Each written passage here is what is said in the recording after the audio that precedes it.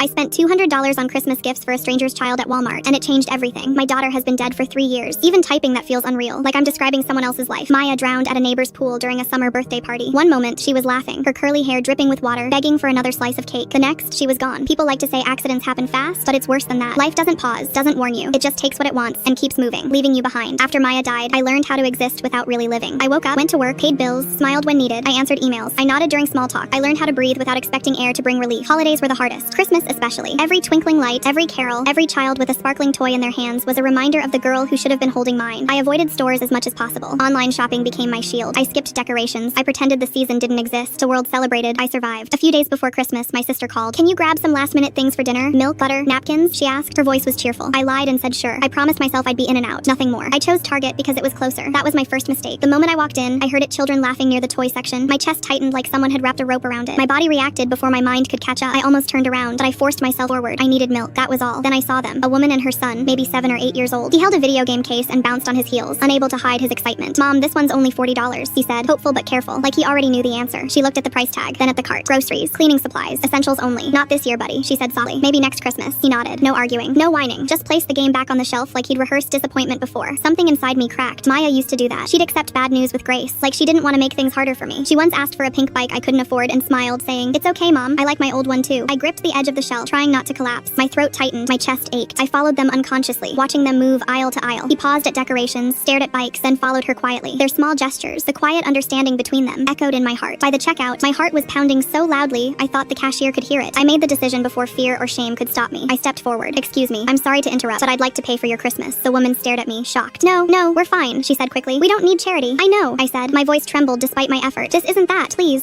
Her son looked between us. "Mom," she hesitated. I could see the exhaustion, the pride, the weight of the world on her shoulders. Finally, she slumped, giving in to something that wasn't shame, but relief. "Okay," she whispered. I added the video game back onto the belt, then a small sweater I noticed her son eyeing earlier. A tiny Lego set. Just small things. Joy, nothing extravagant. The total came to $197. The cashier smiled softly. The woman cried quietly. The boy thanked me about 100 times, his voice cracking with excitement. As they were about to leave, the woman turned back. "Why?" she asked gently. I hadn't planned an answer. "My daughter died," I said. The words hung between us heavy, raw, honest. Her expression softened. Not pity, not sadness, but understanding. "My husband died 2 years ago," she said quietly. "Christmas has been hard since." We stood there for a moment, two strangers connected by loss in the fluorescent lit chaos of a store. Her son hugged me before they left. I watched them disappear into the crowd, my heart aching but strangely full. In the parking lot, I sat in my car and sobbed. Not the same raw, shattering sobs that had haunted me for years. This was different. A release. A tiny unclenching. That night, I wrapped a small box I'd kept hidden for years, Maya's favorite bracelet. I donated it to a women's shelter with a note inside. "For someone who needs a little light." I still miss my daughter every single day. That never changes. But now, every Christmas, I help one stranger. Just one. It doesn't bring Maya back, but it makes the world a little less empty. And somehow, that helps me breathe again.